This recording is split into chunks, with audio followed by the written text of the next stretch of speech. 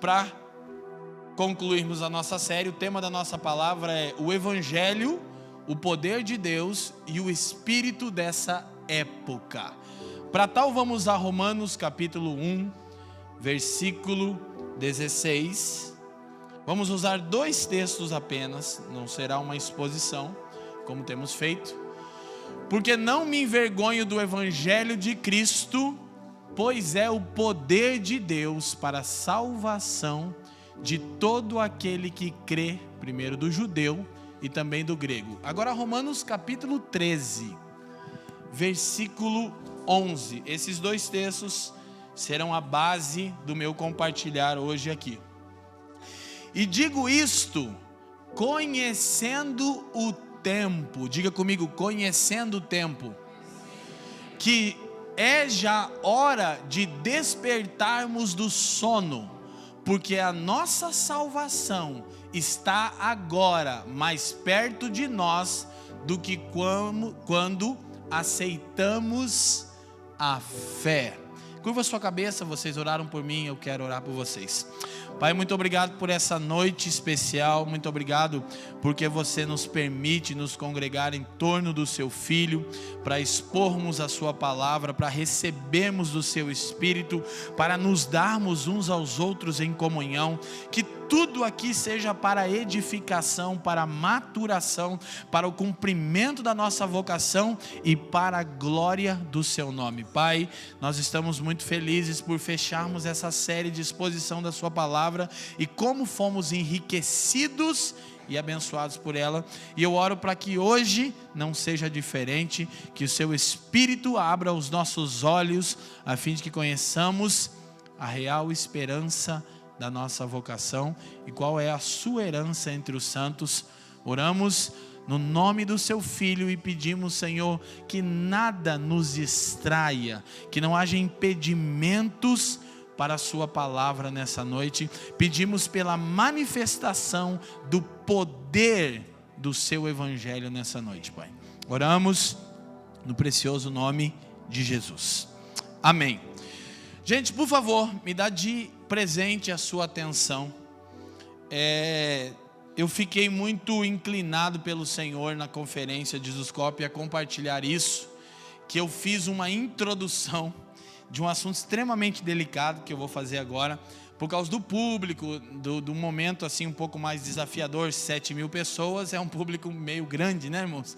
Para você ensinar, ainda mais com uma terminologia que eu julgo ser importante. Então eu quero que você tenha sempre em mente versículo 16 do capítulo 1 e versículo 11 do capítulo 13. Primeiro, Paulo diz que o Evangelho é o poder de Deus. E por toda a série, várias vezes nós falamos, o Evangelho não tem poder. O Evangelho é o poder de Deus para a salvação de todo aquele que crê. Então nós percebemos que o Evangelho é de poder ilimitado, pois ele é o poder de Deus, mas de alcance restrito ao que crê. Diga comigo, poder ilimitado, alcance restrito. Então nós observamos isso, e no capítulo 13, Paulo, depois de trazer orientações a respeito da vida cívica dos santos, de como a igreja se relaciona com o Estado e vice-versa, ele diz no versículo 11, podemos colocar de novo por favor, Joe? Ele diz, e digo isto conhecendo o tempo. A minha versão aqui, ela diz assim, e digo isto a vós outros, essa versão afirma, que conheceis o tempo. Ou seja, já é hora de vocês despertardes do sono, porque a nossa salvação está agora mais perto do que quando no princípio cremos. Ou seja, e digo isso a vocês que conheceis o tempo.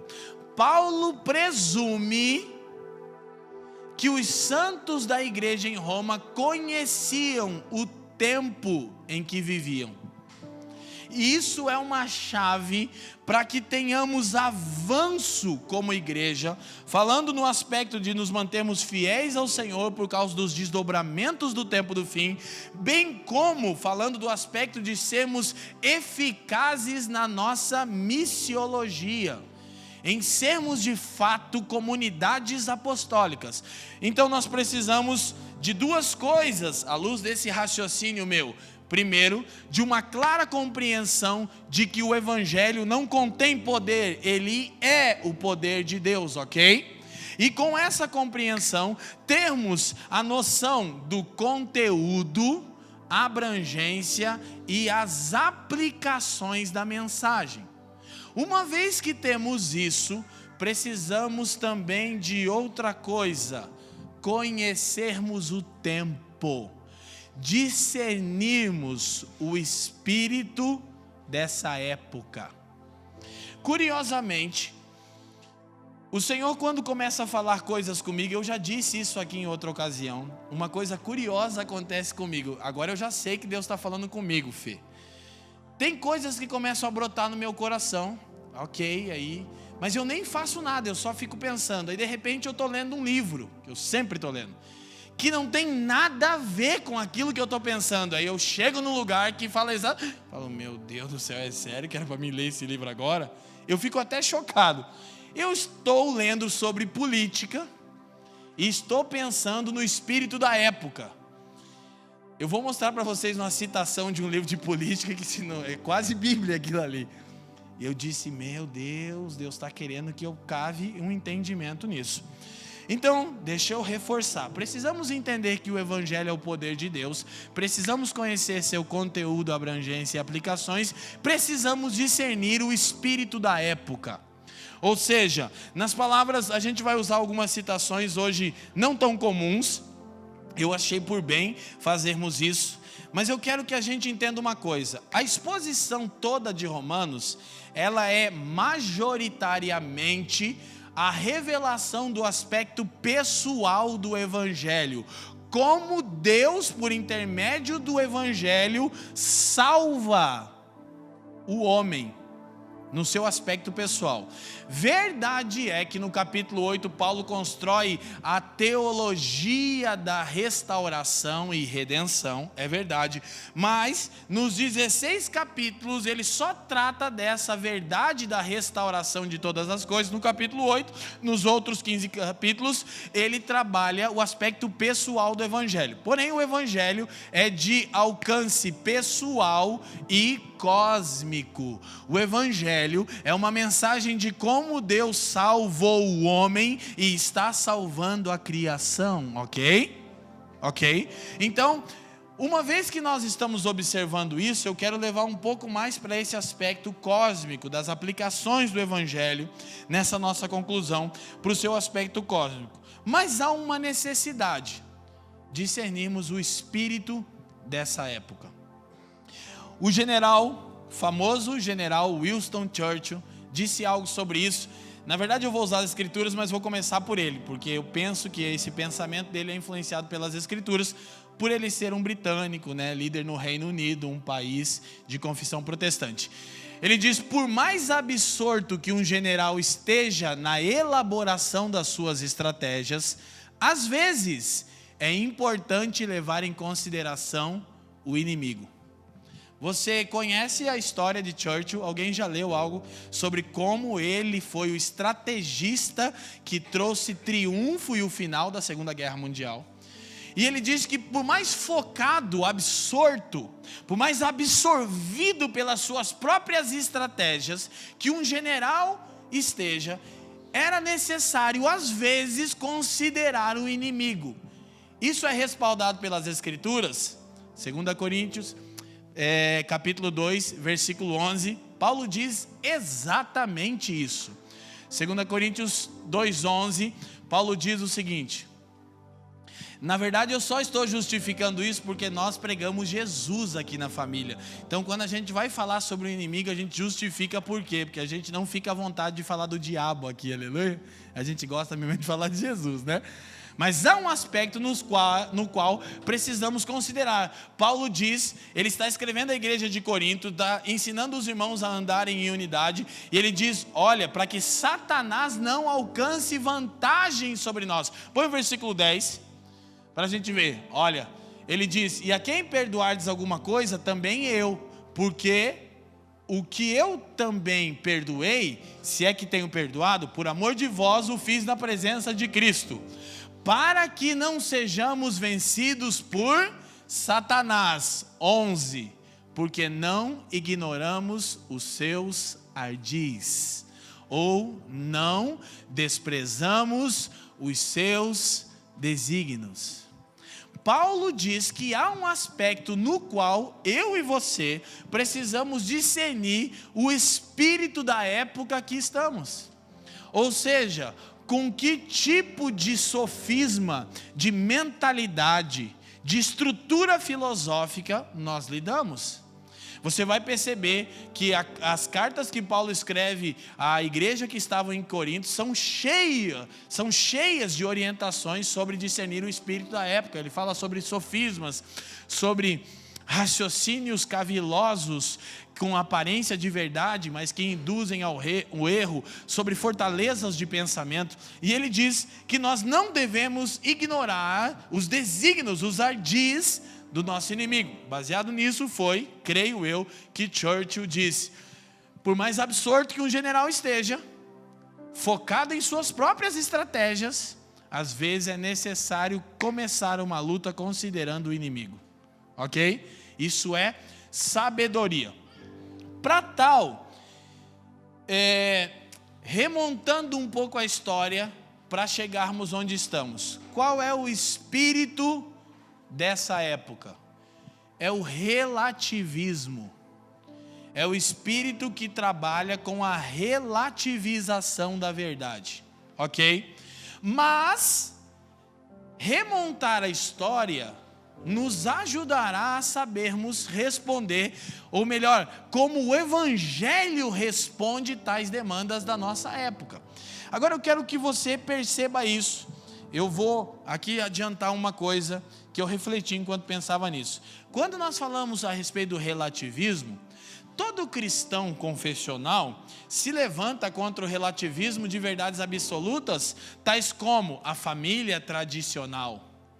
Então todo mundo se levanta para dizer: nós somos contra o pensamento dessa época relativista, contra a família tradicional. Mas a questão, ela é um pouco mais intrínseca, ela é um pouco mais cirúrgica. O que eu quero dizer com isso? Será que no nosso dia a dia, quando confrontados pela verdade do Evangelho em demandas cotidianas, nós não relativizamos a verdade? Porque nós percebemos que muitas vezes nós estamos, por exemplo, nós aqui no serviço pastoral, os irmãos que discipulam e que desenvolvem esse serviço, a gente percebe que tem horas que você está trazendo instruções para uma pessoa no discipulado, que são claras instruções bíblicas, mas ela relativiza aquilo. Mas essa mesma pessoa, na passeata pela família, está contra o espírito relativista no que diz respeito à estrutura tradicional da família. Quem está me entendendo, sacode a mão e diz sim. Metade. Vou continuar falando para todo mundo entender. Então, o aspecto é o seguinte: quando nós somos confrontados com verdades do Evangelho, no âmbito do discipulado, nós tendemos a relativizar a verdade. E isso demonstra que o espírito dessa época tem exercido influência sobre nós também. Porque há verdades absolutas. Uma das coisas que eu amo dizer é que Deus nos dá mandamentos, não sugestões. Ele não está perguntando o que achamos. Há assuntos nos quais as escrituras são enfáticas, são claras, são absolutas. Então, antes que nos coloquemos na posição daqueles que lutam pelos valores tradicionais da família e de coisas mais absurdas, vamos olhar para o homem interior e responder se a gente não vive relativizando o Evangelho no que diz respeito às coisas cotidianas, e por isso não estamos experimentando o poder libertador do Evangelho que vence o espírito dessa época. Quem está me entendendo? Então deixa eu deixando isso claro. Você imagina eu tentando falar isso para 7.000 pessoas. Só Jesus na causa. O Fábio falou: é sério? Eu disse: é sério, Fábio. Eu preciso. Então, o relativismo, eu estou em dúvida se ele é filho ou neto, mas eu acho que ele é neto do iluminismo. Alguém aqui já ouviu falar ou alguma vez estudou sobre iluminismo? Ah, que beleza! Vai ficar um pouco mais fácil. Então, o que é o iluminismo? A gente vai projetar algumas coisas, aguenta aí. Mas o iluminismo é datado do final do século XVIII, daquilo que foi chamado também de Revolução Francesa. Ok? Na verdade, um movimento que trouxe benefícios, a gente não poderia dizer que não trouxe nenhum benefício. Mas por trás do iluminismo está um velho espírito conhecido dos irmãos. Qual? O espírito do anticristo. Curioso é que João, quando escreve sua epístola, ele diz: filhinhos, esta é a última hora. E por que sabemos que é a última hora? Porque o espírito do anticristo já atua no mundo. Então nós vamos perceber ao longo das eras, ao longo dos séculos, como o espírito do anticristo se manifestou em épocas diferentes. Gnosticismo, dualismo, iluminismo. E conhecer a história, gente, é muito importante para a gente primeiro, não cometer os mesmos erros da história, alguém já disse isso. Segundo, para sabermos a eficácia do evangelho contra tal coisa. Então, preste atenção. Vamos projetar o iluminismo aqui, por favor. O iluminismo foi um movimento intelectual que surgiu durante o século XVIII na Europa, que defendia o uso da razão, luz, iluminismo, quando de fato os homens foram, meu Jesus, esse aqui é sinistro, quando de acordo com o iluminismo, a humanidade recebeu luz.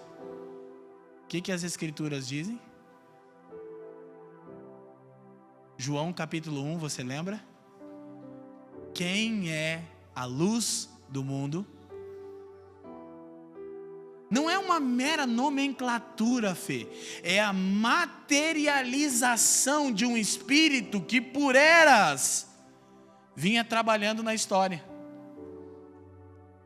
O iluminismo prega que foi no final do século XVIII que as pessoas, os seres humanos receberam entendimento, iluminação. Não e não. Vou voltar nisso, mas olha que coisa interessante. Defendi o uso da razão, luz, contra o antigo regime, conseguem ler ali? Trevas. Você sabe que período da história é denominado Idade das Trevas? O período em que a igreja governava com o Estado. Agora escute, fato é, e não precisamos e nem devemos esconder, que há manchas terríveis na história da igreja institucional, não da noiva do Cordeiro. É verdade que não podemos transferir apenas a responsabilidade para a instituição, porque de uma forma ou de outra somos parte. Nós que estamos em Cristo, que conhecemos a realidade de uma nova raça, de um novo povo sacerdotal, sabemos que a igreja, a esposa do Cristo, nunca na história fez mal à humanidade. Mas a institucionalização da igreja por homens não regenerados e não nascidos de novo traz uma mancha terrível na história. Por isso, o período em que a igreja reinava foi chamado de Idade das Trevas. Então, e pregava maior liberdade econômica e política. Razoavelmente bom esse aspecto. Este movimento promoveu mudanças políticas, econômicas e sociais, baseadas nos ideais de liberdade, igualdade e fraternidade. É um movimento messiânico que propõe liberdade, igualdade, fraternidade. Não é apenas um fato obsoleto na história, é a encarnação, é a materialização do espírito do anticristo. É exatamente isso, o espírito do anticristo se apresentar como Messias. É o que o iluminismo fez na história. Então nós precisamos perceber uma verdade aqui. O iluminismo dizia o seguinte: tudo o que não pode ser cientificamente comprovado deve ser descartado e tratado como superstição e fábula. Qual é a base do pensamento iluminista? Tudo aquilo que não pode ser comprovado cientificamente é fábula. Portanto, a história toda do cristianismo é uma fábula. Baseados no que eles fazem isso? Na mancha que a igreja institucional deixou na história. E naquelas épocas recentes era muito comum ninguém mesmo querer a igreja no governo de novo. Mas quando se diz igreja, nós precisamos entender que está falando de instituição, porque a igreja não. Amém? A encarnação de Cristo na terra, não. A instituição cristã, sim. Agora preste atenção. Então, o iluminismo defendia essa ideia que tudo deveria ser provado cientificamente. Senão tinha que ser tratado como fábula. Qual é o ponto? Olha o que Paulo fala quando escreve aos Coríntios. 1 Coríntios capítulo 2, versículos 6 a 8. Tá claro até aqui, gente? Sim? Ok?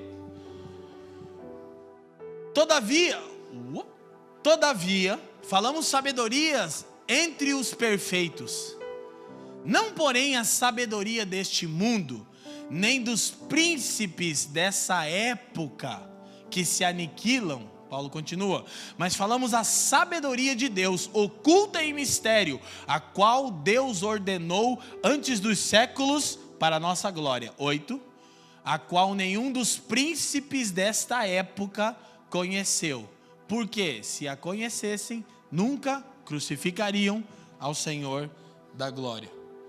Então Paulo fala que o evangelho é a revelação da sabedoria de Deus ao homem, é a luz de Deus aos homens. Mas nós somos levados a crer num mito moderno. Qual é o mito moderno que nós cremos? No fracasso do cristianismo. Deixa eu tentar explicar isso para vocês. Nos meios acadêmicos, qualquer pensador que se diga protestante é tratado como um idiota. Nem se dá o trabalho do debate. Você é protestante?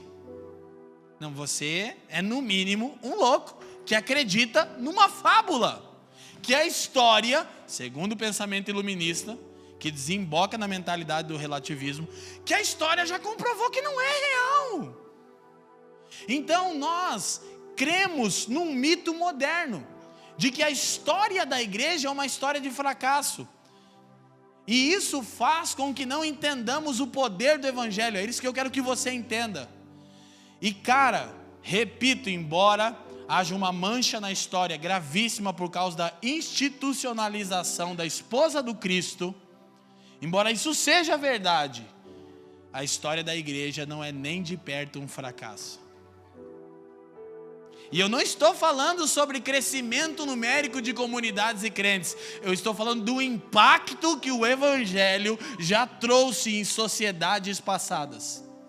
Tais como o continente europeu inteiro ser o que é, não por causa do iluminismo, por causa do evangelho. Quem está me entendendo? O iluminismo é final do século XVIII. Eles só ignoram que a reforma protestante foi mais de 200 anos antes, e ninguém fala disso. Quando o próprio Lutero se levantou contra a institucionalização da igreja, e outros homens antes deles, cara, antes de Lutero, um século antes, John Knox. Tem muita coisa, só que a gente não sabe o que esses homens fizeram. A gente sabe só a parte religiosa da história. Mas quando você se volta para a história da igreja, você percebe que se não fosse o evangelho, o mundo então já estaria em pleno caos. Mas por causa dos discípulos de Jesus e de uma compreensão do conteúdo, da abrangência e das aplicações do evangelho como o poder de Deus, o mundo ainda segue caminhando. Então, se a gente falar de história recente, eu ia falar isso depois, que eu vou fazer uma crítica à resposta da igreja, mas sempre há exceções. Você já leu sobre William Wilberforce? Quem sabe já ouviu esse nome? O problema nosso é esse, a maioria de nós não sabe quem é. Ele foi o responsável pelo fim da escravidão no mundo. Ele era o quê? Um discípulo de Jesus. E preste atenção, temos que citar os benefícios da reforma? Temos, mas a reforma tem suas manchas. Os reformadores, como Calvino e alguns deles, têm uma parte da história, e hoje eu quero pegar só a pureza. Não estou menosprezando de maneira nenhuma a história da reforma protestante, não me interpretem mal. Mas é que Calvino se envolveu com derramamento de sangue. E o evangelho é uma resposta de Deus sem que haja necessidade de conflito. Então você vai ver homens como William Wilberforce, ou ainda mais recente, Martin Luther King Jr. Por que esses homens são importantes? Não só porque eles foram chaves na sua época, mas porque eles captaram a essência do evangelho, sem promover mais guerra, mais conflito. Eles captaram o poder do evangelho para salvar e transformar sociedades inteiras, amém? E a história é cheia de vultos de homens e de mulheres que trouxeram grandíssima contribuição para que o mundo seja como é. Agora preste atenção. A razão pela qual o iluminismo nos ensinou a desvalorizar a nossa história e dizer que a igreja é parte do problema e não da solução, é porque tinha uma escatologia diferente para promover.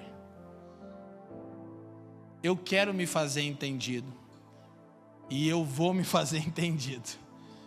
Mas eu estou basicamente falando debaixo de uma palavra do pastor Paulo. Ele falou: fala, Leandro, não segure e faz o registro. Deixa eu abrir um parênteses e dizer para vocês. Terminei de ministrar no Jesuscope, Paulo me chamou e falou: por que você segurou? Falei: Jesus. Eu falei: não, pastor, é que vejo. Não. Ele falou: por que você não falou o que tinha que falar? É um público muito grande, muita gente. Ele disse: Leandro, vou te ensinar uma coisa. Para de tentar servir suco para as pessoas. Eu disse: como é que é isso? Ele falou: materializa o fruto, era o que você começou a fazer. Ele falou: você começou a materializar um fruto, é algo que você tem. Alguém quer tomar suco? Que faça o suco com o fruto que você gerou. Eu falei: entendi. Não sei se você entendeu, mas se não, fica o registro. Eu entendi. Ele diz: fala, materializa fruto, não suco. Que a gente quer toda hora dar suquinho na boquinha, batidinho pra galera. Entendeu? Falei: então tá bom, vamos refletir. Aí eu me liguei: é por isso que ele fala um monte de coisa que a galera boia e ele não tá nem aí, ele vai segue falando. Falei: entende? Já viu? Aí você tem que ouvir 10 vezes o que ele falou pra você. Isso aí dá um suco top, não dá? Mas a gente tá acostumado a já beber o suco. Acabei de mandar isso para ele agora ali na salinha por causa de uma coisa, depois eu conto. Então, isto posto, o ponto é que a gente precisa entender o seguinte, vou repetir: a razão pela qual o iluminismo tenta nos fazer acreditar nesse mito moderno que a história da igreja é um fracasso e que a igreja é parte do problema e não da solução, é porque tinha uma escatologia, uma plenitude de tempos diferente para promover. O assunto é escatologia, é porque o movimento iluminista requeria e requer para si, o espírito dessa época, a messianidade, a resposta às aflições do ser humano. Como é que essa época responde isso? Leandro Alves falou de consumismo. Embora houve contribuições do iluminismo no aspecto da política e da economia, houve. Mas esse pensamento consumista desenfreado é fruto da Revolução Francesa. Por quê? Por exemplo, quando havia a época de escravidão, o iluminismo, quando surgiu no final do século XVIII, começou a trazer um pouco mais de entendimento para as nações, e a escravidão começou a deixar de ser tão assim normal, mas quem mudou essa história foi um discípulo de Jesus, chamado William Wilberforce. Quando o iluminismo começou a fazer isso, eles só não mostraram o seguinte, que a Revolução Industrial criou um outro tipo de escravidão. Gente, fala a verdade, eu vou te falar uma coisa que talvez você não me entenda agora. Ultimamente eu ando inquieto com o fato de ver irmãos que amam Jesus e querem crescer, mas não podem, porque se não trabalharem 12 horas por dia, não tem nem condição de viver. Você já se deu conta que alguma coisa está errada nisso? Alguém está me entendendo? Você não vive, mano, você está vegetando. E eu nem estou te cobrando, eu estou dizendo que você está debaixo de um sistema que nos fez viver dessa forma. Então, os iluministas, os filósofos, os pensadores contra a escravidão, ninguém fala que a Revolução Francesa, a Revolução Industrial tirou os pais de casa. Foi isso que fez. E durante as guerras, levou as mães para as fábricas para preparar munição. E os filhos cresceram como? A rebelia. Resultado disso, mundo moderno. Pessoas com sérios problemas de orfandade, de identidade, de falta de destino. Quem está me entendendo? É um outro tipo de escravidão. Só que é uma escravidão, é igual aqueles desenhinhos que a gente via, tipo assim, do Pica-Pau. O cara amarra aqui um negócio, põe lá uma vara e põe um bife, né? E você sai, você não vai alcançar nunca. Essa é a mentalidade dessa época, quem está me entendendo? Como é que a gente pode resolver isso? Bom, eu não tenho uma resposta pronta, mas o Evangelho diz que você é um ser criativo, porque você foi recriado por Deus, e em você há sim capacidade de empreender e de pensar novas coisas. Quem está me entendendo? E tudo bem que talvez nem todos os irmãos consigam desenvolver tal coisa, mas que entre nós, irmãos desenvolvam, se tornem prósperos, empresários, chefes de grandes empresas e não escravizem o povo. Sabe o que seria top? Jornada de trabalho de 4 horas por dia. Sério? Não. Você acha isso até um absurdo. Já está bom demais. Que aí você ia ter vida para viver, propósito para existir. Mas é um tipo de escravidão, quem está me entendendo? Só que por que o iluminismo faz isso? Faz com que pensemos, acreditemos nesse mito moderno? Porque tem uma escatologia diferente. Qual é a escatologia? É que se você tiver, você vai se sentir pleno. Você não é pleno porque você não tem o que precisa. O que o Evangelho diz? Jesus disse, o homem não é aquilo que tem. E na parábola daquele homem louco, ele diz, louco, e se essa noite pedirem a sua alma. E Katz Barneia cantava, Johnny, Johnny, esta noite, Johnny. Tem um espírito profético. Gente, olha para mim, nós temos um espírito protagonista profético. Só que não é só um espírito profético no campo eclesiástico. Não estou falando da palavra profética para edificar, consolar e exortar. Sim, eu estou falando sobre um protagonismo, sobre pessoas que vão mudar a história, irmão. Você sabe por que eu acredito nisso? Embora eu tenha consciência que eu talvez não serei esse cara, mas dentre os discípulos de Jesus há essas pessoas. Mas eu tenho convicção disso, porque a pouca coisa que eu vivo hoje já seria impossível se não fosse o Evangelho de Jesus Cristo. Porque de acordo com a estrutura de mundo do iluminismo, eu estaria trabalhando na Audi de madrugada para pagar aluguel e ter um carro financiado e poder pagar as contas de casa. Quem está me entendendo o que eu estou dizendo? Há um espírito profético protagonista no povo de Deus, cara. E nós precisamos discernir o quê? O espírito dessa época. Não vamos viver para sempre escravizado, irmão, amém? Então o ponto é, o iluminismo dizia o seguinte, eu acho que tem a citação da história mundial, tem? Ou só eu tenho aqui, eu acho que tem. Ah, não. Pode voltar. Isso. A outra estava antes? Ou não? A história mundial mudou realmente a partir da Europa no século XVIII.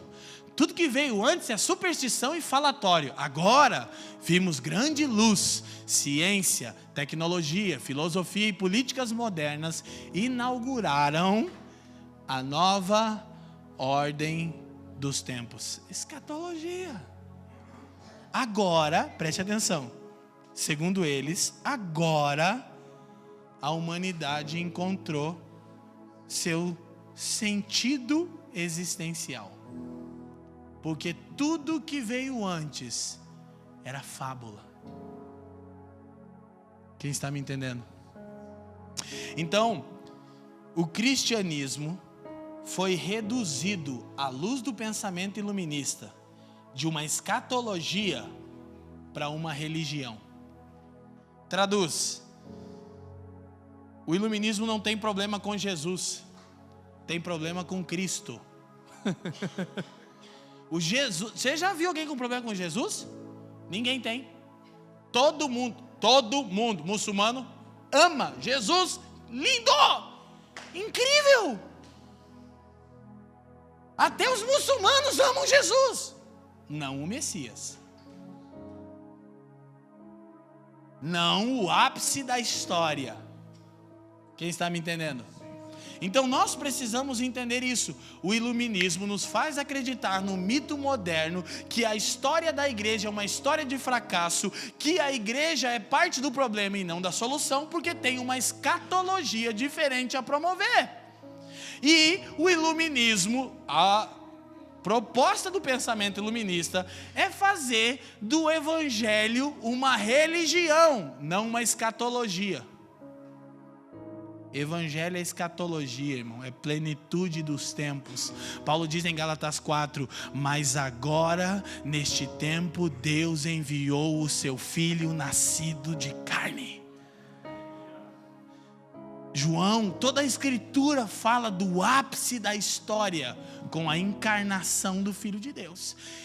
Ele é a luz do mundo. E nós percebemos isso. A história mundial, dizem os iluministas, não pode ter dois grandes momentos decisivos. Preste atenção nisso. Se o iluminismo é o grande, dramático e todo-poderoso ponto culminante da história, Jesus de Nazaré não pode ter sido. Jesus é ainda bem-vindo a bordo, claro, como um personagem por meio do qual as pessoas podem alcançar uma espiritualidade moral e monástica. Por quê? Monástica porque distante da realidade. Ninguém tem problema que você ame Jesus e tenha uma espiritualidade moral e ética monástica, retirada da vida normal. Tranquilo. Tem Buda, tem Jesus. Escolhe o seu. Tem para todo mundo. Quem está me entendendo?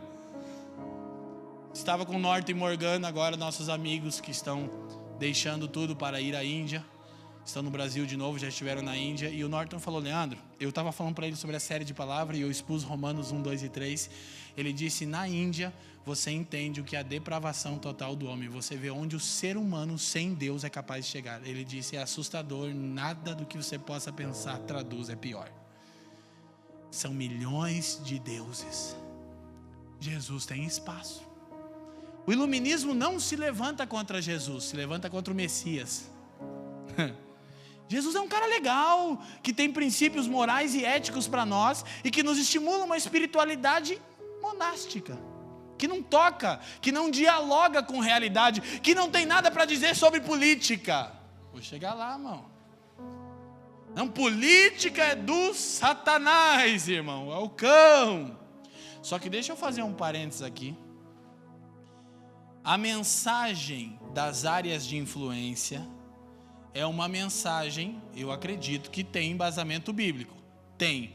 Porém, essa geração ainda é muito influenciada por essas áreas, para influenciar tais áreas, se é que você me entende. Nós precisamos de homens na política? Sim, como Martin Luther King Jr., que se necessário for pela causa, não enriquecerão, morrerão por ela. Que agora os irmãos querem ser da política porque querem estar nas mesas lá, carrão importado. Você não tem resposta para isso. Quem está me entendendo? Então a ideia é que Jesus seja um condutor moral de uma espiritualidade monástica. Porque os evangélicos não têm nada a dizer sobre tecnologia, sobre ciência. Porque nos lembremos da idade das trevas, daquele período terrível.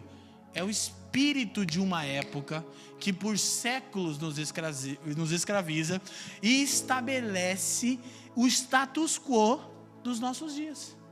Não, sua vida é essa mesmo. Você vai trabalhar para sempre, das 8 às 8, e num pau brabo, vai morar de aluguel, vai ter um carro financiado, e vai comer, e vai dormir. Seja feliz. Mas, cara, vou te falar, a história mostra o que os discípulos de Jesus são capazes de fazer quando entendem que o Evangelho não tem poder, mas é o poder de Deus. E quando à luz disso discernem o espírito da época. Quem está me entendendo? Então nós precisamos entender isso.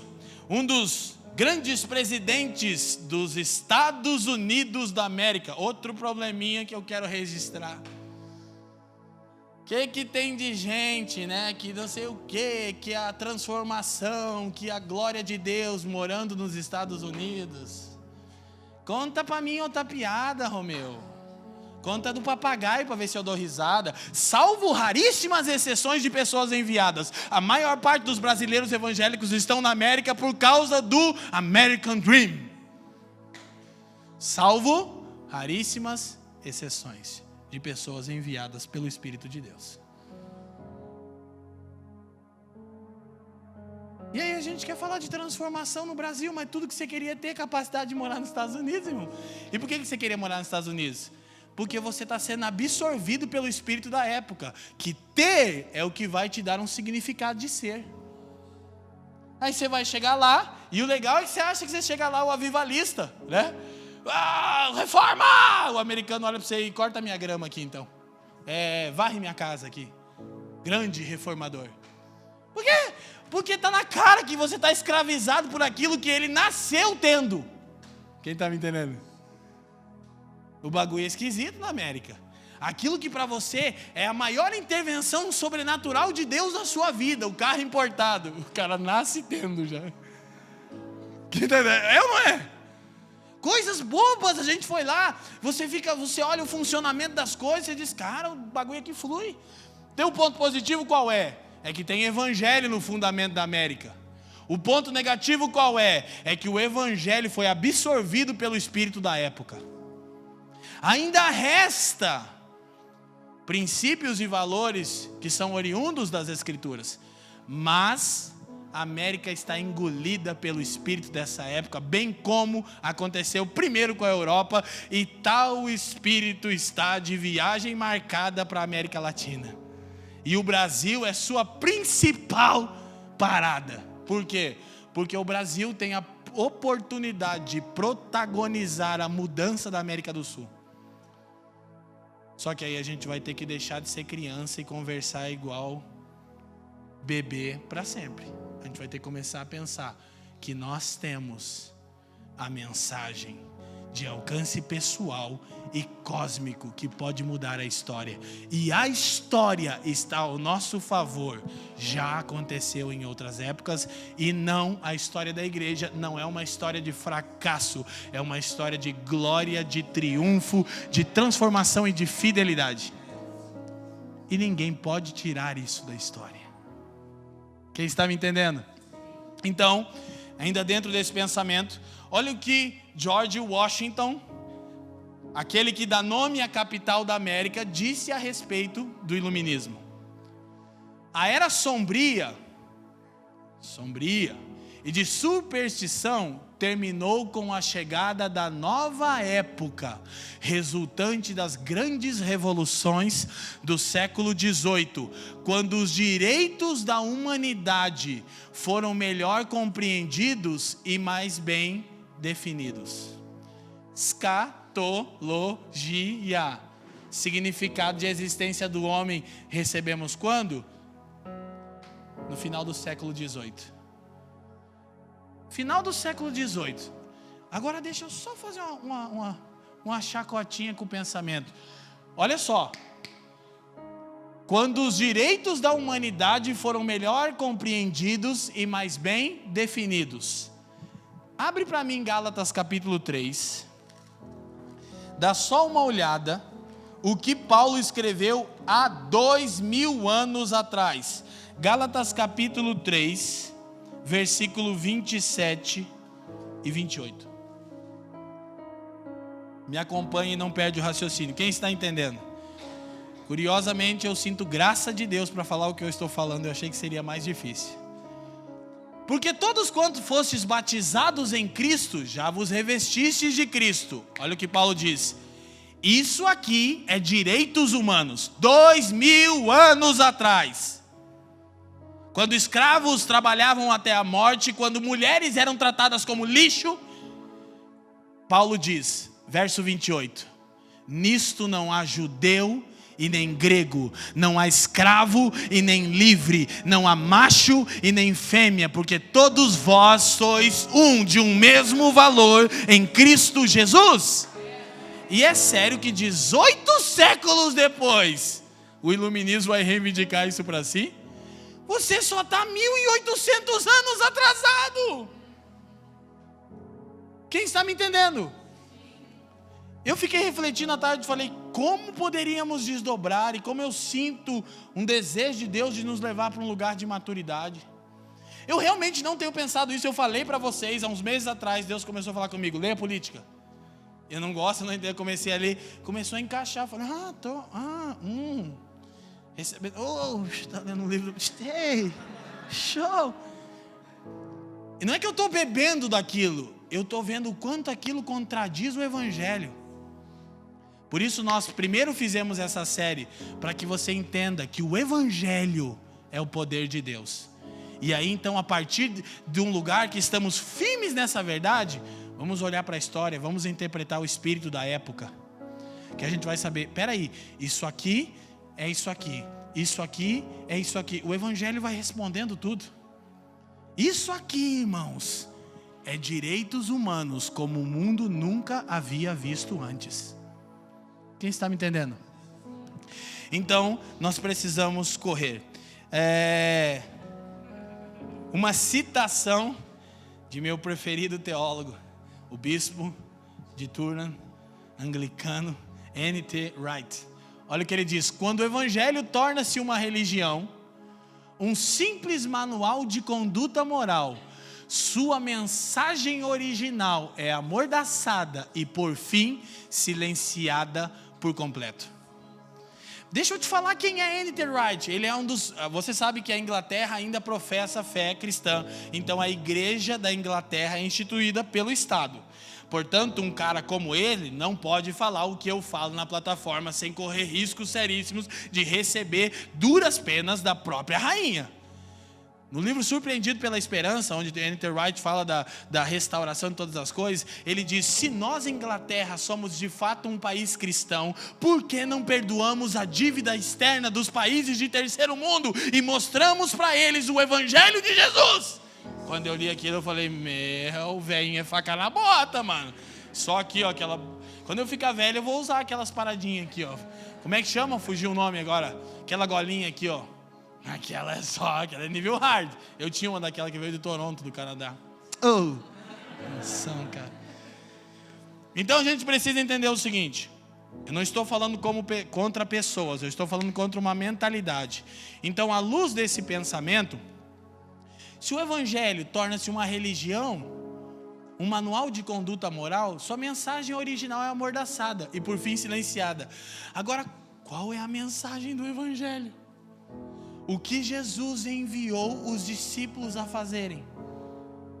Jesus enviou os discípulos. Olha o que diz Mateus 28:18. É isso que N.T. Wright tem na mente quando está dizendo a mensagem que os discípulos de Jesus carregam e que devem espalhar pelo mundo. Qual é a mensagem? 28:18 de Mateus. A grande comissão, né?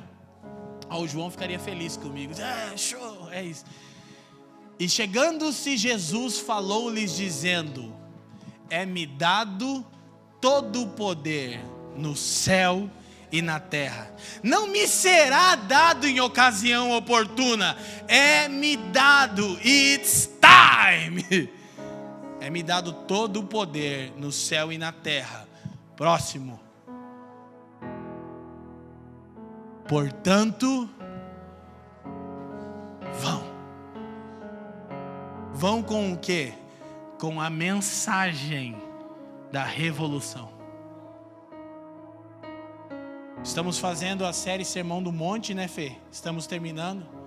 Por que a gente ensina coisas como essa? Porque são as leis do reino.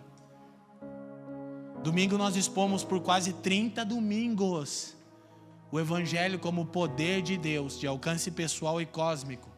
Nas quartas-feiras, por quase 6 meses, nós falamos sobre os desdobramentos e os eventos do tempo do fim e a esperança gloriosa da igreja. Agora nós estamos falando sobre o Sermão do Monte. Por quê? Porque queremos estabelecer cultura. Quem está me entendendo, irmãos? Nós precisamos crescer na compreensão do conteúdo, abrangência e aplicações da mensagem. Então, isso para nós é muito importante entendermos. À luz disso, à luz dessa mensagem, olha o que A.W. Tozer disse sobre a nossa função. Somos profetas, não diplomatas. Nossa mensagem é um ultimato, não um pedido de acordo.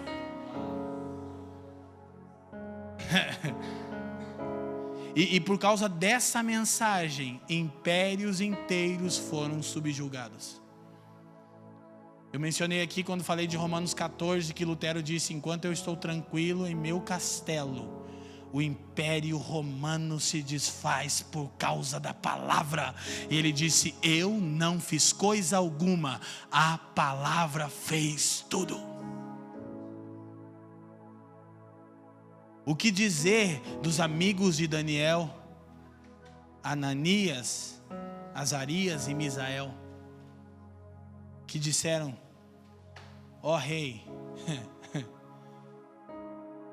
querendo você ou não, não nos prostraremos a esse sistema. E então, diante da face da morte, você conhece a história, eles falaram: se o Senhor quiser, nos livrará, se não, pereceremos. Não foi isso que Esther disse diante de Assuero? Quando estava para entrar para interceder pela causa de Deus, Esther disse: se eu morrer, então pereci. Mas eu entendi uma coisa: somos profetas, não diplomatas. A nossa mensagem é um ultimato, não um pedido de acordo. Agora, não é um ultimato violento. Lembre de Martin Luther King Jr. I have a dream.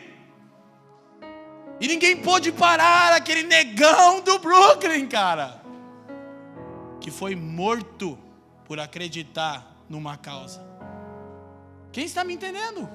A história recente nos mostra o que discípulos de Jesus são capazes de fazer com uma compreensão da mensagem. Eu realmente acredito que nós precisamos protagonizar.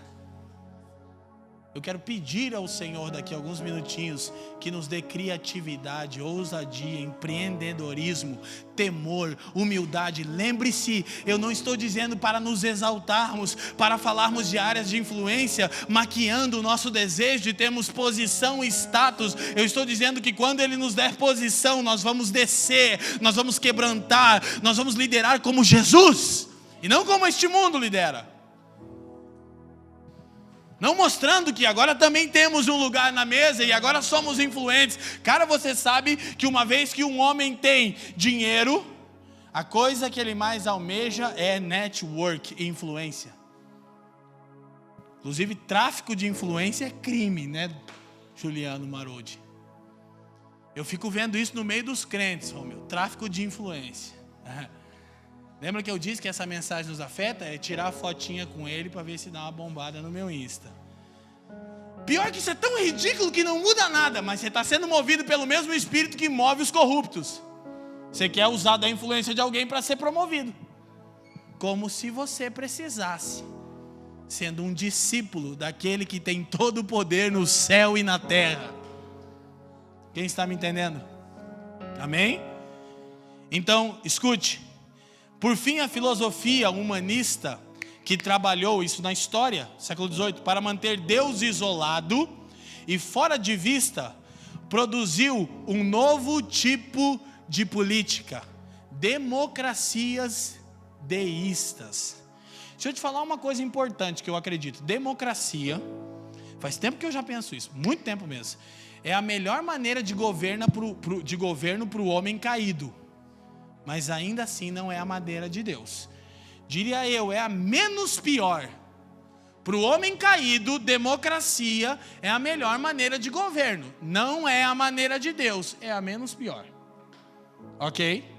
Então, o ponto é que a filosofia humanista trabalhou ao longo da história para manter Deus isolado e fora de vista. Quando ela tem o seu ápice, quando as democracias deístas, eu já vou explicar o que é deísmo, nascem então no final da Revolução Francesa, nascem então no final do século XVIII e se crava a seguinte mentalidade. Você já ouviu isso? Vox populi, vox Dei. A voz do povo é a voz de Deus. Olha que coisa quase evangélica. Se não fosse o espírito do anticristo. Por quê? Porque em uma época em que os reis e a institucionalização da igreja trouxe manchas na história, quando você tem a revolução e o iluminismo, a ideia é, não, para com isso, a voz do povo é a voz de Deus. Parecia que eles estavam só se levantando contra as indulgências, contra o mau uso do poder pela igreja. Quem fez isso foi Lutero. Aí você vê a diferença entre Lutero e o iluminismo. Lutero disse, eu nunca quis me levantar contra a igreja. Ele não queria, ele não começou o movimento protestante, ele não fez nada disso. Ele se levantou contra aquela falsa igreja institucionalizada, que era o pedágio para o céu. Aí o iluminismo, mais de 2 séculos depois, pega um espaço na prancha, na onda de Lutero, e aproveita para estabelecer sutilmente o espírito do anticristo. É isso! Vox populi, vox Dei. A voz do povo é a voz de Deus. Aí todo mundo diz, isso é mais justo. E agora onde está Deus na história? Não está mais. E o espírito da época, que é o espírito do anticristo, que de eras em eras muda sua manifestação, depois de 18 séculos, consegue triunfo. Qual? Deus está fora da história. E com uma mensagem contra Deus, a voz do povo manifesta o desejo de Deus, gente. Sejamos coerentes. E num primeiro momento, isso soa como uma coisa coerente. É verdade. Esse negócio de teocracias dominadoras, esse negócio desse espírito autoritário, esse negócio de governo de igreja que vem causando males na sociedade, a voz do povo é a voz de Deus. Quem foi que disse isso? Quando Jesus foi transfigurado em Mateus 17, não precisa abrir, Dio. Pedro estava falando e tagarelando, Deus disse, este é meu filho, a ele ouvi. A voz do povo não é a voz de Deus. A voz de Deus é Cristo. Agora pasmem. Ele hoje está encarnado no seu povo.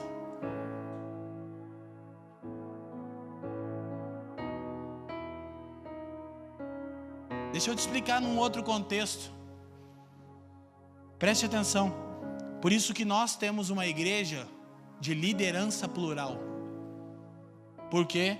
Porque sabemos que somos a encarnação do Cristo, mas temos consciência que ainda somos pecadores em processo de transformação. Somos salvos, estamos confiantes nisso, não há problema quanto a isso, mas sabemos que somos passíveis de erro constante. Então, na pluralidade dos irmãos, há muito mais chance que alguém seja movido pelo Espírito.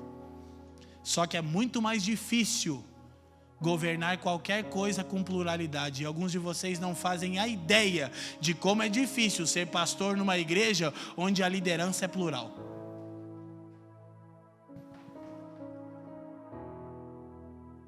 Quem está me entendendo? Pensei nas cadeiras, mas vou deixar aqui o exemplo. Agora, eu conversava com um pastor, escute, que está nos acompanhando e nos ouvindo, de uma denominação em São Paulo, de uma igreja que tem 30, 40, 50 igrejas talvez. E ele foi me ouvir agora lá na IMOSP, sexta-feira. Ele disse: eu estou indo para uma reunião no estado onde está a liderança da igreja, e está difícil, porque eu não tenho a voz, eu vejo Deus fazendo uma coisa. Eu falei para ele: meu irmão, abra Atos 13 e fale para eles do modelo bíblico de igreja. Antioquia, haviam vários presbíteros, liderança plural, e o Espírito Santo fala na primeira pessoa. As escrituras dizem: o jejuando, orando e servindo ao Senhor, o Espírito Santo disse. Mas não disse por meio de quem falou. Tinha Paulo, tinha Lúcio, tinha Barnabé, mas não diz: olha, foi por intermédio de Paulo. Só diz que o Espírito Santo disse. E isso é o que importa, que o Espírito Santo nos conduza em tudo, amém? Então, se nós tivermos homens de governo ou em qualquer área de influência, que possamos entender que nós temos a mente de Cristo, não eu sozinho, mas nós temos a mente de Cristo. Então, se dentre nós houver alguém vocacionado, por exemplo, para a política, que esse alguém submeta-se à orientação da igreja, não para o bem da igreja, não para tijolo, cimento e telha, mas para o bem da cidade onde aquela igreja está, e o tal seja instruído na multidão de conselhos, na mente de Cristo, a partir da palavra. Você está me entendendo? A gente está conversando alto, mas depois de tudo que a gente falou, tem uma base enorme para isso. Então, nós precisamos entender isso. Quando o iluminismo estabeleceu as democracias deístas, cravou-se a mentalidade que a voz do povo é a voz de Deus. Aí sabe o que é isso? Deu a luz ao relativismo. O que você pensa sobre isso? Ah, eu penso azul. E você? Ah, eu penso vermelho. E aí? Quem que é a voz de Deus aqui agora? Aí isso deu um fruto. Cara, olha para mim, em nome de Jesus.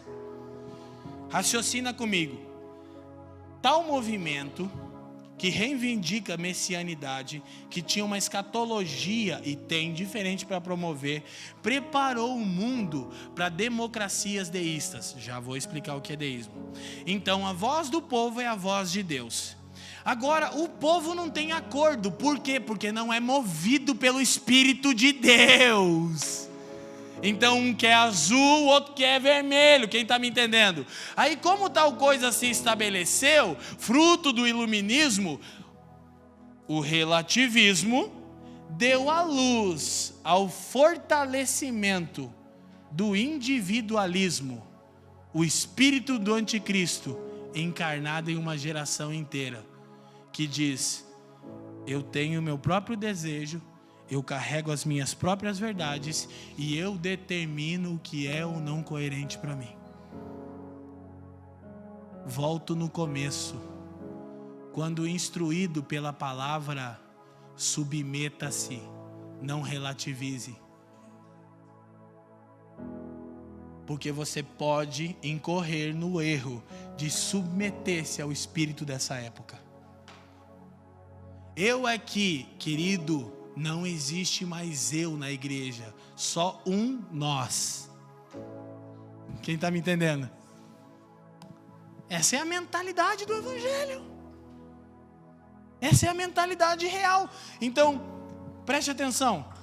Esse espírito vem fortalecendo o que a gente vê. O individualismo. Sabe o que é indivíduo? Indivisível. Que não se divide. Se tem uma coisa que não é evangelho, é isso. Porque Cristo é aquele que se reparte. Mas o espírito do anticristo é aquele que se preserva. Não, eu tenho a minha própria definição de verdade. Então, nesse aspecto, temos que guardar uma verdade. Nossa mensagem é ultimato, irmão, não um pedido de acordo. Somos profetas e não diplomatas. Contra o quê? Contra o espírito dessa época, não contra pessoas. Porque a nossa luta não é contra a carne nem sangue, contra a direita e contra a esquerda. É contra o espírito dessa época. Amém? Quem está me entendendo? Eu não estou incitando rebeldia em causa própria. Agora eu quero que você entenda o fortalecimento do pensamento individualista, que é tudo que o adversário deseja no fim dos tempos. Uma multidão de pessoas que se encontra por causa de interesses comuns, mas que vive a partir das suas próprias verdades, dos seus próprios absolutos. Estão enredados, estão entorpecidos, estão obscurecidos pelo espírito dessa época. Mas se chamam evangélicos, Fernando. Se dizem crentes, mas vivem debaixo do espírito da época. Ô coisa difícil, olha para todo mundo para lá, para comigo lá, ó. Ô coisa difícil é nos tornarmos aquilo. Família. E qual que é a parte difícil? Essa aqui, essa é a gostosa. Agora com 3 ar-condicionado embutido desse bonito ali no 22, tem gente já que está até com frio. E se a voz do povo é a voz de Deus, né, Pérola? Aumenta ou abaixa aí a temperatura? Quem está me entendendo? Mas essa casa tem governo, aleluia. Vai ficar no 22. Glória a Deus. E se chorar, baixa pro 17. Que aqui é curitibano raiz, rapaz. É ou não é? Glória a Deus, aleluia. Quem está feliz aí, amém? Chora, ri. Coisa boa. O que é deísmo? Corta para 18 ali. Olha só. As democracias que temos são deístas. Eu ia dizer que eu pregava sobre o espírito grego e eu falava de uma frase de um cara chamado Protágoras, 323 a.C. Protágoras definiu a razão de existência assim. Ele dizia: o homem é a medida de si mesmo, ou seja, você que decide o que é verdade. Então ele continuava: o único bem é o prazer, escuta isso, e a regra de conduta o interesse particular. Chama-se isso de filósofo inteligente. Aí você olha o caos que era a Grécia antiga. Por quê? Por causa do espírito do anticristo, fortalecimento do individualismo. Então, deísmo é uma posição filosófica naturalista, que acredita na criação do universo por uma inteligência superior. Olha sutil, que pode ser Deus ou não, através da razão. Do livre, olha o detalhe, livre pensamento, não me imponha tradição alguma, deixa eu pensar livremente, liberdade de expressão. Quem está me entendendo? Não parece uma coisa cristã? Só que não, porque o Evangelho diz: não saia da vossa boca nenhuma palavra torpe. O Evangelho diz que há tipos de conversações que os irmãos não devem nem comentar. Então, há vários cala-bocas do Evangelho para mim e para você. E sobre esse assunto, o Evangelho diz: cala a boca e teme a Deus. Aleluia. Livre pensamento e da experiência pessoal. Eu vi gnomos. Eu creio nos gnomos agora. Mas são gnomos de Deus, cara. Porque Deus é sempre bem-vindo, desde que ele não reivindique uma coisa: governo. De acordo com N.T. Wright, qual é a mensagem de todos os evangelhos, os 4? Como Deus se tornou rei na terra como no céu. Ninguém tem problema com Deus, desde que ele não reivindique governo. Deus é querido, Deus é uma bênção. Deus me abençoa. Deus abençoa aquela pessoa, só não governa. Quem está entendendo? Sem absolutos, porque essa idade dos absolutos era um tempo de trevas, de ignorância, mas agora vimos grande luz. Quem está me entendendo? Então, deísmo, em vez de elementos comuns das religiões teístas, como a revelação direta ou tradição, foi o precursor do ateísmo moderno. Iluminismo, relativismo, ok? Deísmo, ateísmo. Só que ateísmo não é justo, porque o ateu crê em um Deus. Qual? Nele mesmo. O Espírito, que João chama de anticristo, aquele que vive, entrega e se doa para o outro. Esse nós resistimos, e nós queremos que você seja Deus. Quem está me entendendo? Governe sua própria vida. Então, olha só, agora que Deus não estava mais envolvido, o mundo podia prosseguir e progredir livremente, livre dessas fábulas que retardaram o processo de crescimento mundial. Tiramos Deus da história, agora partiu o desenvolvimento. Muito desenvolvimento, né? Ali do lado da Europa, tem países onde as pessoas não têm o mínimo de dignidade para viver. Que desenvolvimento, né? De vocês, né? Você consegue perceber o calcanhar de Aquiles do iluminismo e das revoluções industriais? Para a América, né? Para a Europa, né? América do Norte, Escandinávia, tá top? América do Sul, África. África o quê? Não, África não. Porque afinal as pessoas na África são de cor de pele escura. E elas não merecem isso. Mas não era o iluminismo que trouxe à luz os reais direitos humanos? Mas por que eu menosprezo meu semelhante? Porque a cor da pele dele é diferente da minha. Não, é porque eu vi grande luz agora. Pensamos corretamente, adequadamente. O que o Evangelho faz? Porque em Cristo não há grego, não há judeu, não há negro, não há branco, não há livre, não há escravo, não há rico, não há pobre, não há homem e não há mulher. Mas todos aqueles que estão nele são de mesmo valor, de mesma importância, de mesma dignidade. Quem está me entendendo, gente? Por isso que a gente aqui é chamado de país de terceiro mundo. E lá na gringa, acham que aqui é tudo índio. Pasmem, eu já fui na Escandinávia. Se você fala com um sueco, com um dinamarquês sobre o Brasil, ele imagina uma coisa: índios pelados nadando e pescando com a vara. Isso é Brasil para eles. Mas o iluminismo é a resposta, é a escatologia que o mundo precisava, é a plenitude dos tempos. Para vocês, né? Quem está me entendendo? Sim ou não? Agora deixa eu só mostrar uma coisa e a gente então chega na nossa conclusão aqui. Presta atenção aqui. Não desvirtua ninguém em nome de Jesus. Presta atenção. Liberdade, igualdade, fraternidade. Essa era o discurso dos iluministas. Liberdade de quem? Do indivíduo. Do quê? Do senso coletivo. Você entende? Liberdade. A liberdade de Cristo é igual à liberdade que Deus deu para Israel. Deus libertou Israel do Egito para viver a dinâmica de uma aliança com Ele e não como bem entendiam. Quem está me entendendo? Christopher Wright. Sabe o que a gente não percebe? É que Israel não foi livre para viver como queria. Que a gente sempre compara Egito, mundo, né, a liberdade, salvação, indo para a terra prometida. Mas é dentro da dinâmica da aliança. E sabe qual é a dinâmica da aliança? Olha para mim. Se diligentemente ouvides a minha voz e guardardes a minha aliança, se submeterem, vocês vão entrar numa terra que mana leite e mel. Êxodo 19:5. Quem aqui foi livre? Quem aqui foi livre?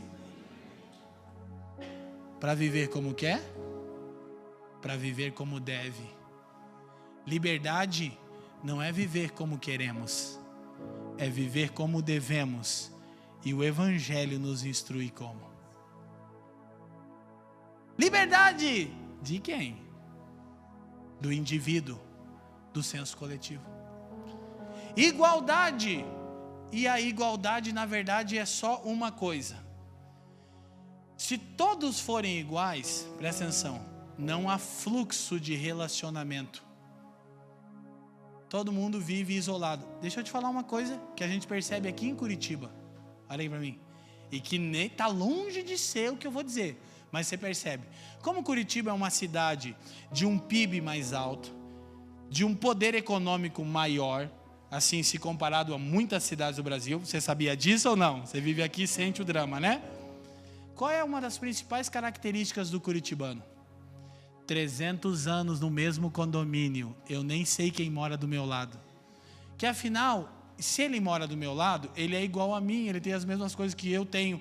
Não faz sentido a gente se encontrar. E nesse aspecto, Deus diz que fez o rico e o pobre. O que Deus quer dizer com isso? Que a necessidade é um pretexto para o encontro. Entendeu? Então essa igualdade é uma igualdade debaixo do espírito dessa época. É uma igualdade para que eu não tenha que ver sua cara, que é cansativa. Entendeu? É porque tá bom para todo mundo. E prega o quê? Fraternidade. Mas o Evangelho não prega fraternidade, ou melhor, prega fraternidade, mas Pedro diz que a fraternidade tem que virar amor. Por quê? Fraternidade é aquela coisa fraterna. E aí, bro, pá, toca aí, bro. Como é que você tá? De boa, boinha, 100%. Ó, fraternidade, irmão, Racionais, entendeu? Capão Redondo, é nós, Queiroz, tal. Acho que os caras são mais evangélicos do que muitos, né, na verdade. Mas o Evangelho não. O que é fraternidade? É como tem liberdade do indivíduo, tem igualdade aqui nas finanças. Só que é engraçado que essa igualdade, ela nunca aconteceu de verdade, né? Tem sempre os caras. Já tinha um louvor, né? E o motivo todo mundo já conhece é que o de cima sobe e o de baixo desce. Lembra desse louvor? Não, você não entende, cara. Essa música eu ouvia ela, que teve uma época que essa tocava nas, né? Lá na Praia del Leste, é Cris que diga. Só que um dia eu fiquei prestando atenção na música. Eu não lembro o resto da música. Então, se ela é profana, me perdoe. Eu não lembro se essa música é profana. Se ela é sensual. Eu realmente não lembro. Eu só fiquei... Que é o bom, xibom, xibom, bom, bom. É que eu lembro que a fúria... Bom, xibom, tricolor. É. Pra cima deles, rapaz. Glória a Deus. Deixa registrado isso aí. Color aqui. Gente, o motivo todo mundo já conhece. É que o de cima sobe e o de baixo desce. Irmão, isso era uma crítica. Eu falava, isso é verdade, mano, é o que está rolando. Por que eu gosto de rap? Porque expõe a realidade do Brasil. Expõe o que é de fato, onde as pessoas não têm acesso àquilo que a maioria tem. E a gente não gosta disso. Porque confronta, eu preguei sexta-feira numa conferência chamada Cultura do Reino, na igreja dos gringos lá em São Paulo, tudo top, ar-condicionado e carpê, a gente sai do lado e é a Cracolândia. Eu vou falar para você, incomoda, porque é um negócio surreal. Você não quer ver aquilo ali, não, irmão, me tira daqui, vamos para a Avenida Paulista, para a Avenida Augusta, eu não quero ficar olhando aqui para os nóia. Estão aqui porque querem. Sim, também, mas em alguns casos não. Então, quem está me entendendo? Fraternidade é essa coisa, essa cordialidade. Eu não estou removendo isso, eu só estou dizendo que o Evangelho prega amor. Amor é doação sacrificial para o bem do outro, não é fraternidade só. Fraternidade tem que ser fruto de amor. Por que a gente é fraterno? Porque a gente se ama, então a gente se doa um pelo outro e todo mundo se dá bem. Quem está entendendo? Quem está me entendendo? Só que isso soa como se fosse algo coerente. Então, ao longo da história, tem 3 reações básicas da igreja. Eu já mostrei algumas, olha para mim, exceções. A gente já falou de exceções. As 3 reações básicas, projeta para nós e a gente está concluindo. Primeira reação da igreja frente ao iluminismo. Nada disso importa, porque estamos indo para o céu. E deixaremos este mundo para trás. Um tipo de gnosticismo, né?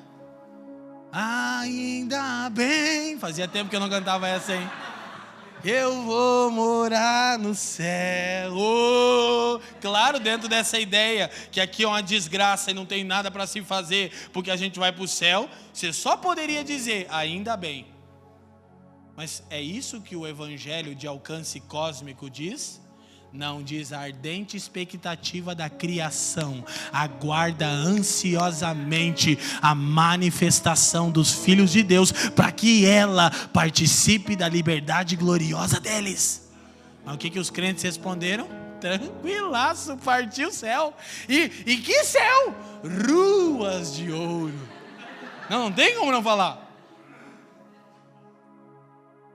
Mansões de diamante.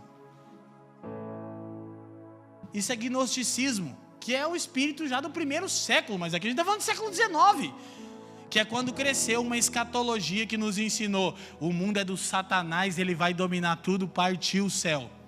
Só que isso aqui é gnosticismo. O que é gnosticismo? É o espírito do anticristo na época do primeiro século.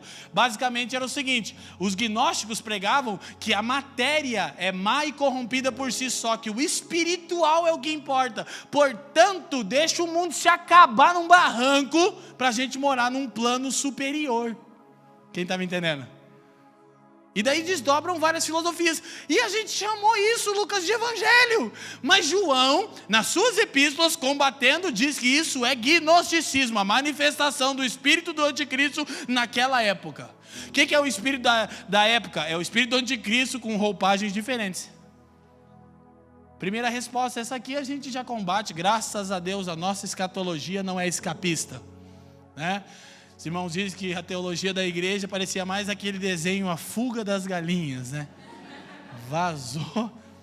E aqui o Felipe já contou todas as piadas possíveis disso, eu acho, quando dá aula de escatologia. Então, segunda reação da igreja, com exceções, eu já mencionei, Martin Luther King, William Wilberforce e ser limitado.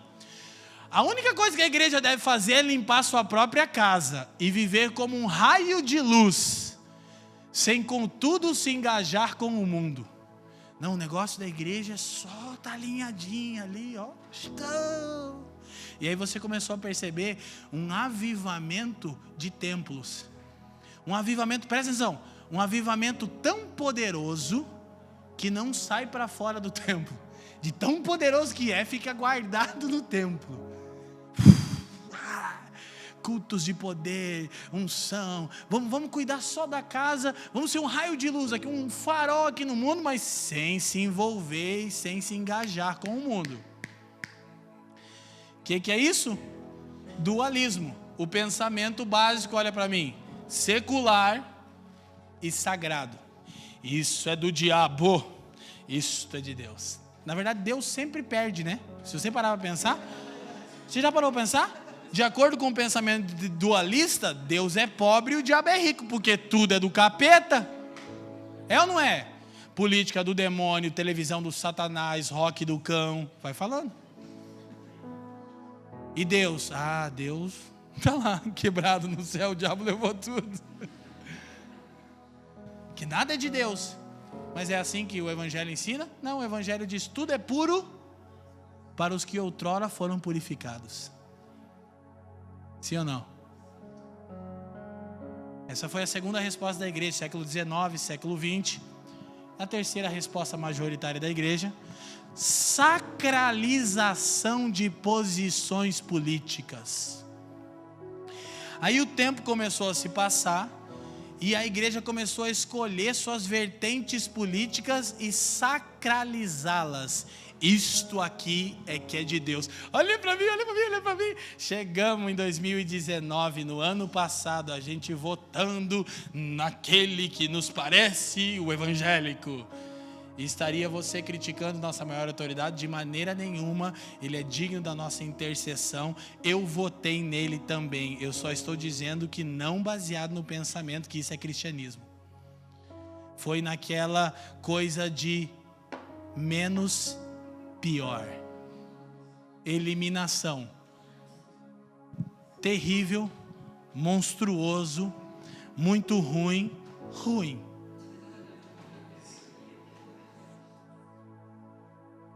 É ou não é? Fala real. Quem concorda comigo, compromete comigo aqui, Brasil. Filma aí, filma aí, filma aí. Mano. Sim ou não? Aí tem uns irmãos que agora virou. Eu já falei isso aqui, olha aquele aqui para mim, está terminando. O Messias é Cristo. Glória a Deus. Aí o cara já pensa o quê? Que eu sou um esquerdopata. Porque se eu não sou de direita, eu sou de...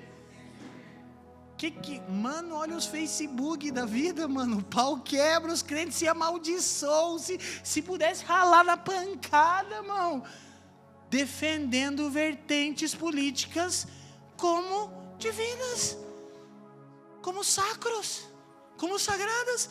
Então, a direita e a esquerda tratar uma ou outra como cristã e fortalecer um discurso de ódio e de polarização e utopia. Já termino explicando porque é utopia. Por quê? Agora escuta. Como isso é importante para nós e que o Senhor possa de alguma maneira usar essa palavra como uma semente. Eu estou lendo um livro de um autor que eu recomendo, chamado João Pereira Coutinho. Não recomendo tudo que esse autor fala, até porque eu só estou lendo o primeiro livro dele. Mas esse livro eu estou achando bem coerente. Chama Ideias Conservadoras explicadas a revolucionários e a reacionários. Então, revolucionário é alguém de pensamento de esquerda. Reacionário, normalmente, é alguém de pensamento de direita. Esse autor propõe explicar as ideias do que seria um pensamento conservador, que de acordo com ele e os pais desse pensamento, que eu não tenho total acordo com esse pensamento, mas acho o menos pior e mais coerente, é que nem direita e nem esquerda são conservadoras, não na origem do conservadorismo, que nasceu quando? No século XVIII. No começo do livro, o autor fala de um rei, no período da Revolução Francesa, que andava pelas ruas, escuta isso, usando uma expressão, hotentote. E diz que ele, na verdade, parece que perdeu o juízo e ficava gritando no meio das ruas, hotentote, durante a Revolução. Por quê? Porque ele estava fazendo, essa palavra significa 88. Ele estava fazendo referência a 1788, antes do alvorecer do movimento iluminista e da Revolução Francesa. Sabe o que ele dizia? Que o bom mesmo era em 1788. Qual é a tendência? Essa é a utopia da direita. Olha para mim. Época boa no Brasil foi qual? De acordo com a direita? E agora? Qual foi boa mesmo? Ditadura militar. Regime militar. Ditadura é a esquerda. Obrigado, doutor. Corrige. Qual é a boa? Regime militar. E aqui já é os ecos da esquerda. Regime militar. Olha para mim. Eu não vivi lá. Algumas pessoas viveram. Meu pai e minha mãe. Meu pai dizia que era razoavelmente bom, mas claro, ele era milico. Meu pai era daquela, filho meu não usa cabelo comprido e não usa brinco. Não vai fazer tatuagem. Então, você já entende, né? Glória a Deus, irmão. Glória a Deus, irmã Elisete. Posso ouvir um amém? Deu certo. A única vez que eu botei um brinco, depois que meu pai morreu, quase caiu minha orelha. Eu tirei. Eu tentei. A esquerda estava em mim. Olha só. Presta atenção. Então ele fazia menção. Normalmente o pensamento, eu não estou generalizando, você precisa entender isso. Normalmente, de acordo com esse autor, conferindo a história, o pensamento de direita tende a criar uma utopia que no passado é que as coisas eram plenas. É a tentativa de uma sociedade perfeita. Mas quando você olha para a história sem o filtro da direita, você vê que nunca existiu uma época tão áurea assim. A Nova Jerusalém nunca esteve na terra. Quem está me entendendo? E aí o que você tem do outro lado? o pensamento revolucionário de esquerda. O pensamento engajado de direita, passado é que era bom. Pensamento revolucionário de esquerda, não, há um futuro de igualdade. Olha o discurso, tem uns indivíduos que saíram agora da cana e já estão enchendo o saco de novo. Mano do céu, como é que as pessoas ainda acreditam? Eu não estou fazendo campanha política para ninguém, mas como que um cidadão de bem que pensa, consegue olhar para um indivíduo daquele, depois de 16 anos de tragédia, e dar voz para ele? Não, há um futuro. Você fala, nossa, é até bonito, né, cara? Por quê? Ambos são utópicos. Ninguém fala de como transformar o presente, como lidar com as demandas reais. Por quê? Porque eles não têm essa resposta. Quem tem essa resposta, meus irmãos? O Evangelho de Jesus Cristo. E aí nós podemos reconhecer, talvez, facetas, insights do Evangelho nas duas vertentes. Não tema, não tema. Tem evangelho na direita e tem evangelho na esquerda, mas o evangelho não é de direita nem de esquerda, quem está me entendendo? É evangelho. Mas quando o cara da esquerda revolucionária está realmente interessado no pobre, esse é evangelho. Porque ele por si só nunca quis saber do pobre. Mas a esquerda não é o evangelho. Então, escute, e a gente termina com duas citações desse autor. Primeira citação. Olha o que ele diz. É possível encontrar radicais utópicos, não perde, nos dois extremos do horizonte político. Quer reacionários, direita que reage, né, o conservadorismo, quer revolucionários, esquerda. Historicamente, o pensamento utópico sempre projetou no passado ou no futuro a solução final, escatologia, a tal sonhada sociedade justa e igual. Tudo é tentando trazer um novo Messias, é tentando dar a luz ao novo Messias. Sabe qual é o lance das ideologias políticas? A gente está tentando materializar um outro Messias, que não o Cristo de Deus, tanto a direita quanto a esquerda. Com todo respeito, meu irmão, e quem precisar entender, que entenda. E conhecereis a verdade vos libertará. E por que você largou sua mulher? Porque a verdade diz que você tem que ser marido de uma mulher só. Você consegue entender a relativização? A verdade que me cabe, a verdade que me é interessante. Quem está me entendendo? É que eu quero que essa palavra vá para o ar, então eu não quero rasgar aqui o verbo, irmão. É a verdade que para mim é pertinente. Mas, vamos nos ver o que parece mais coerente. Quem está comigo? Quem está entendendo? Então, passado ou no futuro, a solução final para as iniquidades que afligem o presente. Tem sempre uma vertente política deísta que sustenta a ideia que a voz do povo é a voz de Deus, que nada mais é que o espírito da época com uma nova roupagem, dizendo que é a direita conservadora, o tantote, diz a história que ficou louco o rei, que ficava dizendo 88, você está maluco? E o pior, não é que ele era utópico só esperando que voltasse o passado, é que nunca foi como ele dizia que tinha sido. E aí você tem o iluminismo e o movimento revolucionário dizendo que não, nos espera a solução final adiante. Estão reivindicando messianidade, quem está me entendendo? E os crentes não discernem o espírito da época e não sabem que o Evangelho é o poder de Deus. Deveríamos sim nos engajar mais na política, com tal mentalidade. Não com esse papinho de áreas de influência aí, porque você quer network. Não isso. Com mentalidade que o Evangelho é o poder de Deus. E que a cultura do reino é o sermão do monte. É andar mais uma milha, é dar outra face, é se te roubar a capa, dar também a túnica. Aí você demonstra o poder do reino vindouro. Quem está me entendendo?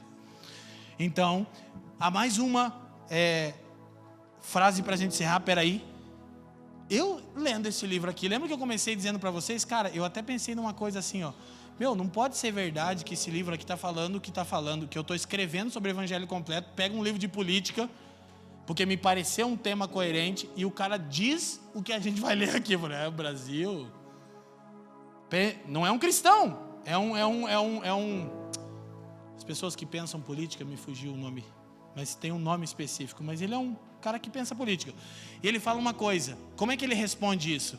Ele, defendendo o pensamento conservador, que de acordo com ele não é nem de direita nem de esquerda, ele diz assim: mas na verdade, nenhum de nós temos a resposta. Por quê? Porque somos homens imperfeitos e não temos a solução. Olha o que ele diz no livro sobre política, a respeito do quanto a política da melhor qualidade, ele está pensando na política da melhor qualidade agora, que é o pensamento conservador, seria o menos pior. O que ela pode fazer pelo mundo? Como é que João Pereira Coutinho encerra? O presente ensaio, que ele vem falando, não é uma dissertação teológica. E também por isso, convém deixar que qualquer interpretação sobre o pecado original, segura, não muda, Joe, e suas consequências para os teólogos. Ele está dizendo o seguinte: nenhuma resposta política pode levar a sociedade à transformação real, porque somos seres humanos imperfeitos. Aí ele diz: olha, mas o presente ensaio não é uma dissertação teológica.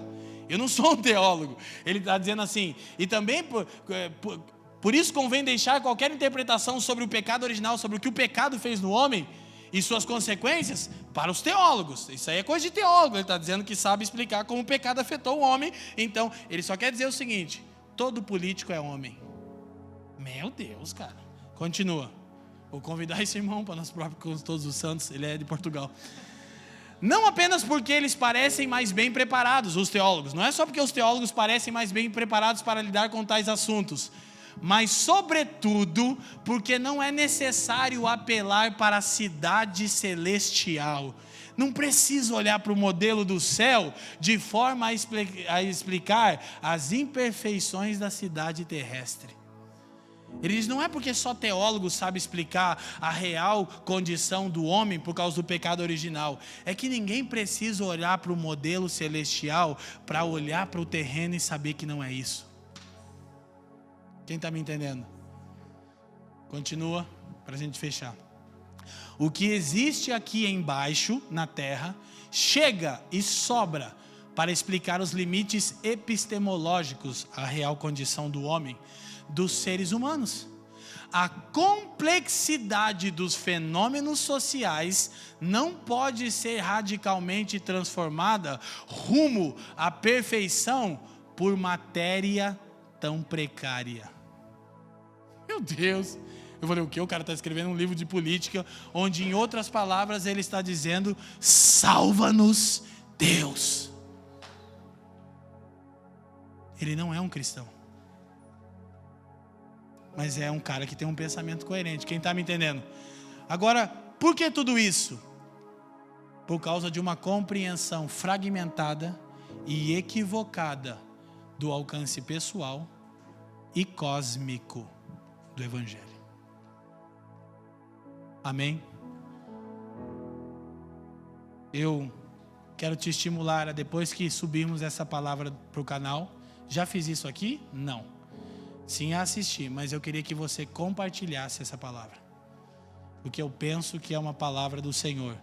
Nós precisamos ser protagonistas de uma transformação real, não baseados no nosso desempenho, mas na verdade de que o Evangelho é o poder de Deus para salvar o homem e a criação como um todo. E, irmãos, que não nos sujeitemos ao espírito dessa época, caracterizado pelo egocentrismo antropocêntrico, individualista,